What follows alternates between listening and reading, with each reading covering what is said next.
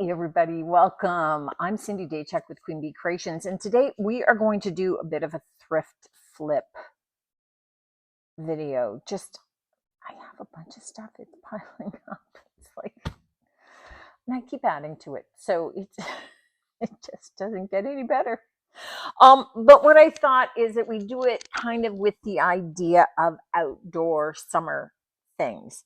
One is just an idea I have. It's not really a thrift flip per se, even though it's with the thrifted item, dead easy, but I think it's a cute idea. So I'm going to share that one too. But I've got, apart from it, I have three other big projects, bigger projects. One is this guy. Now it's hurting. It's old, it's very grungy looking, and a bunch of these are broken. So we're gonna fix it up. We're gonna zhuzh it up. I just like the shape of this, and I think that, you know, we just have to get past the throwing these things out. So what I am going to have to do, and I'm going to take advantage of two of these being loose, and I'm going to give them a bit of a sand. I don't want to paint over this mess, so I am going to sand it and then wipe it all down, clean it, let the wood dry, and then we'll come back and we'll start painting this guy. Okay, so it just needs a good sanding before we get started, more than anything else. This guy, I am going to take it to the back. You know, I just find these things and just put them away. It does open. And so I'm going to spray paint it. I think I have some white spray paint. So I'm going to spray paint it. And I'm doing that first because I don't want the top and the bottom white, but I'm going to paint them out in a different color. So I'm not going to worry about them getting sprayed. Mostly because I'm lazy and I hate taping things off, but there's no reason when I'm going to change the color anyway. So that would just be extra work and effort. This one, I love picking these up because we all have outside walls that are just flat and boring, and we can just kind of easily gussy this up. So this one, take the sticker off the back. I am just going to take to the back. Hopefully I have black spray paint. I'm actually going to take them outside because it's stinky. I don't want to do it in here. But I'm going to spray paint it black. If I don't have black, then I'm going to have to go and hit the hardware store and buy some more because I know I'm running low, and you'll just never know that part because it'll be done when you see it next. But we'll at least get this done and the spray painting part's done, the sanding part done before we move to some of the more fun stuff. You know, which is a little bit more of the creative. This is just really basic and you don't need to see me spray painting. So with the magic of video, that'll be done when we see each other next. Before I started painting this, I just wanted to show you, I have sanded it, but you can see that kind of mold, and I wore a mask because of that, has kind of discolored the wood. Sanding it down until I got to perfectly clean wood doesn't make sense for the quality of the piece, and we're just going to be painting over it anyway. But what I do want to do is to put a blocker, a stain blocker on this, because I'm going to want to paint it white. I don't want the ugliness to bleed through. So I'm going to be using Salvation Solution by DIY. Zinsser Bin Primer works great too. This is what I have open. If I'd had white open, I would be doing it in white because then that would just give me my whites when I go to paint them would already have better coverage. But you know what? I have this open, so I'm not opening a fresh can of stain blocker. That doesn't make sense. But I just wanted to let you know that I was doing this coat prior to beginning to paint the piece because it's important that you guys know when it makes sense to take the time to do the extra step. I don't want to be doing 5 million coats of white. Now, you could paint the first coat of white and see how much bleed through there is. If it bleeds through, then add this and then paint your next coat of white. So you could elect to wait and see. That's always an option. But I think it's pretty much a given. It's pretty much a given that there's going to be bleed through on this one. And really, I'm just hoping that one coat of this does the trick. Otherwise, I'll be doing a coat of this, painting it white, and if there's more bleed through, then painting another coat of this before I do the white. Always the risk. Now, for my hanging metal piece that has the 3 holes, I'm going to put little pots in it. But I want to embellish these before I paint them out. So what I do have is I have a lot of resin pieces that whenever I'm doing resin casting and I have extra resin, I just put it into molds and fill up a box with them. So I've got a box of big pieces, I got a box of little pieces, and then I can go through that stash whenever. So, I mean, certainly I could do clay and put it on, but I'm going to do resin. Now, these have dried. They're hard. So if I go to put it on, I'm going to have little wings sticking out. But I didn't know. If you knew, you could bend this. So I don't know if you've heard of a product called Wood You Bend. They're kind of embellishments that are wood kind of embellishments, but you heat them up and then you shape them.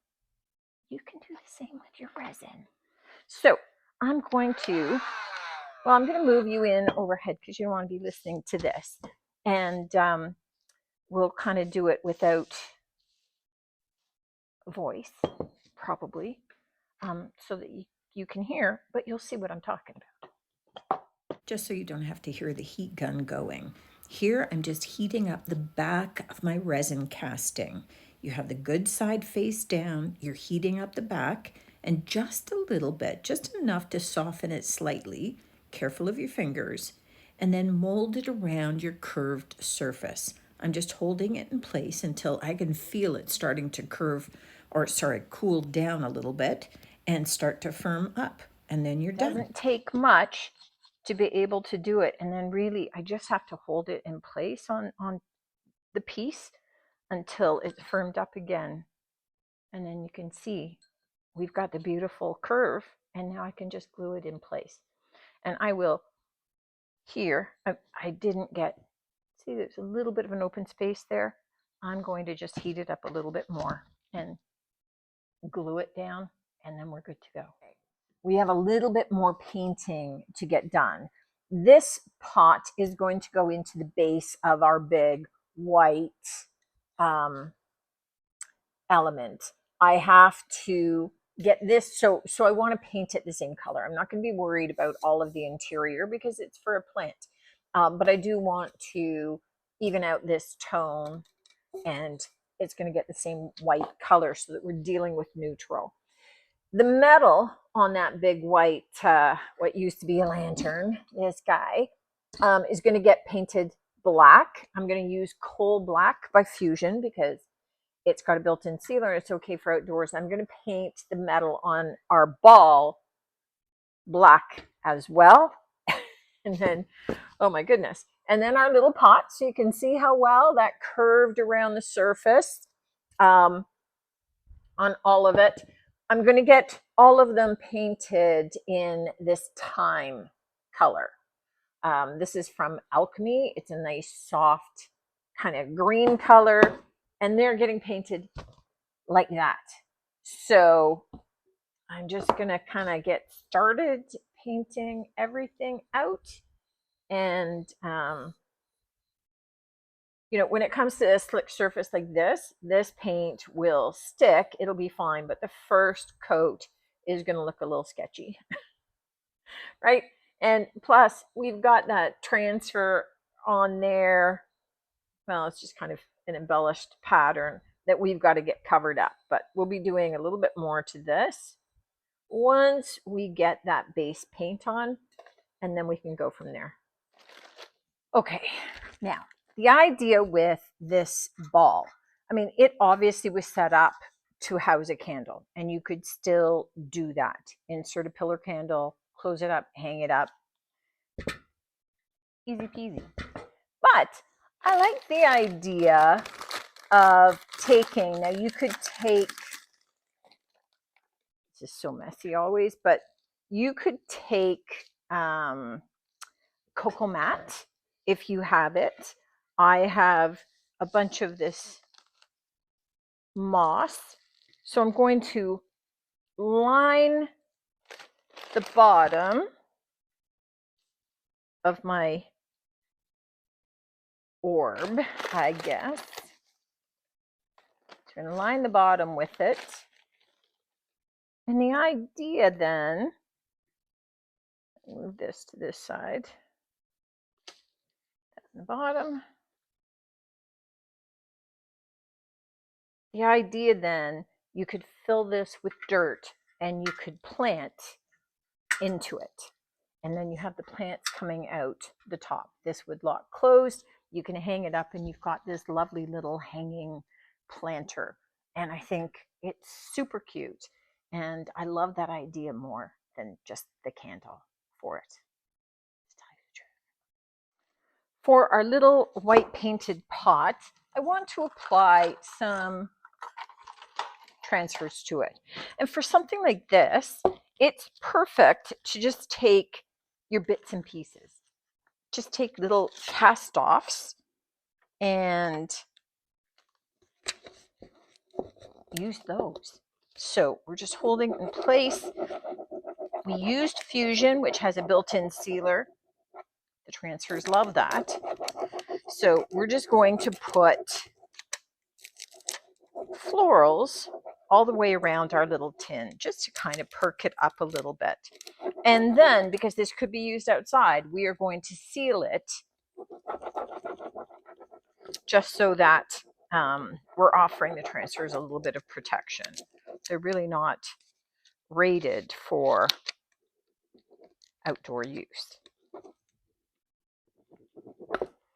So I'm going to get this all done and sealed, and then I will be attaching it down into the base of this, and then I will be hammering those back in. What I am going to do though is I'm going to leave one attached with screws so that it can be unscrewed if you need. Now this has quite a bit of space. If this pot was in here and you were having to plant something, you've got lots of space to go between the slats. But just in case, you know, if people want to put an entire pot inside this, then they can. They'd have access if they wanted. Okay, true confessions time. This lovely piece, here was the plan. These pots, we were going to finish off with a little bit of a dark glaze, a black glaze, and put them into here and complete. It would be a beautiful little set. I didn't necessarily account for the clearance on the molds. They don't fit. They're too chunky now. They fit perfectly before. So, and I can't be the only one that stuff like this happens to, right? Like, it seemed like a good idea. I didn't think of it.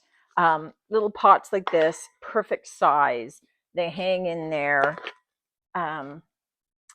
They would look great. Either do transfers or really thin, really thin things. So they're still gonna be cute. They're just not gonna work in that project. So instead, I'm gonna do white wax on them because I would like the white wax on it better anyway. So I'm just going with that to make me happy because I'm a little sad right now. And I'm just going to put, because the white wax over that time color is going to be beautiful. So just applying the white wax and then wiping it back so that it brings out all the details in our little pots, which are super cute and would look great hanging up. But maybe I'm just going to have to do another video using these little pots in a different way. It's just an opportunity, a crafting opportunity waiting to happen. So I'm going to finish those little guys. Okay, let's take a look at our projects. First up, our semi-failed one, right? Mostly because I didn't stop to measure. I mean, super cute just to be able to get these, spray paint them out, add your pots to it. I had hoped to have cute little decorative pots in there for a little contrast. Wouldn't they be sweet in there? But now I just have cute little decorative pots. The difference with this, though, and I hope what your takeaway is, apart from measure first or pay attention to size, is the little trick about heating up your resin pieces to be able to create the curvature that you need on a surface so that you don't have to use them totally flat. So you can see how much we curved this one around to be able to fit that little pot. And I think that's an awesome little hack and well worth messing up the rest of it for you to know that. Just sometimes, right? We did our little hanging planter, which again, if you've got ivy, it could be hanging out. It would be super cute. We did our big lantern pot, which I think just looks super sweet. It's nice and bright, nice and clean. You've got your little potted plant in there, and it's just going to be lovely hanging up in the garden. The other quick little tip that I had for you is that, getting little sugar bowls and little silver cups, obviously silver plated, they're just super cute in tarnished. But you can use them outdoors. If you're having, let's say, a little alfresco dinner party and you want to have some light down the center of your table, but you don't want to use tea lights because you just don't want the open flame, consider getting these flat little lights. So these are solar, right? They light up and you can just pop them into the top and you've got super cute little lights. I'm suggesting these, but you could put them into teacups. You could put them into little clear glass jars, anything like that, to be able to create a little bit of a lovely ambiance out in your backyard for your summer dews. Hopefully you got some ideas out of this.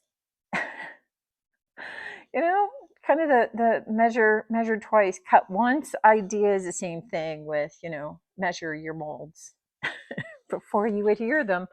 But they're super cute little pots anyway.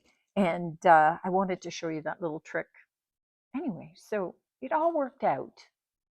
It all worked out. Stick with that. Let me know what you think of these ideas, guys. Love to hear from you as always. Looking forward to seeing you on the next one. And until then, take care.